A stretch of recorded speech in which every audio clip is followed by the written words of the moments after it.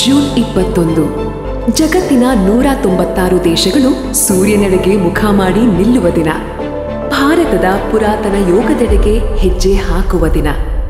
ಅಂತಾರಾಷ್ಟ್ರೀಯ ಯೋಗ ದಿನ. ಸುವರ್ಣ ಯುಗದ ಗತವೈಭವಕ್ಕೆ ಸಾಕ್ಷಿಯಾದ ವಿಜಯನಗರ ಸಾಮ್ರಾಜ್ಯದ ಹಂಪಿ ವಿಶ್ವ ಪಾರಂಪರಿಕ ತಾಣ ಮತ್ತೊಮ್ಮೆ ಸಾಕ್ಷೀಕರಿಸಲಿದೆ, ಸಂಭ್ರಮಿಸಲಿದೆ ಅಂತಾರಾಷ್ಟ್ರೀಯ ಯೋಗ ದಿನವನ್ನು. ಯೋಗೋತ್ಸವ 2022 ಸ್ವತಂತ್ರ ಭಾರತದ 75ನೇ ವರ್ಷಾಚರಣೆಯ ಅಮೃತ ಮಹೋತ್ಸವದ ಸಂದರ್ಭದಲ್ಲಿ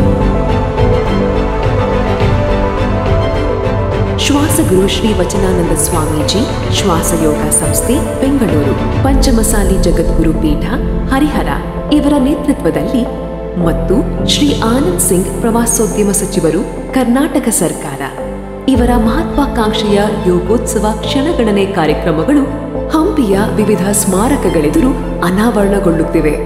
ಬನ್ನಿ, ಭಾರತದ ಪ್ರಾಚೀನ ಯೋಗ ಸಂಸ್ಕೃತಿಯನ್ನು ಐತಿಹಾಸಿಕ ನೆಲದಲ್ಲಿ ಪ್ರತಿಧ್ವನಿಸುವಂತೆ ಮಾಡೋಣ. ಆಚರಿಸೋಣ ಯೋಗೋತ್ಸವವನ್ನು ಪಾರಂಪರಿಕ ಹಂಪಿಯಲ್ಲಿ ಯೋಗಯುಕ್ತ ರೋಗಮುಕ್ತ ಸಂಕಲ್ಪದೊಂದಿಗೆ.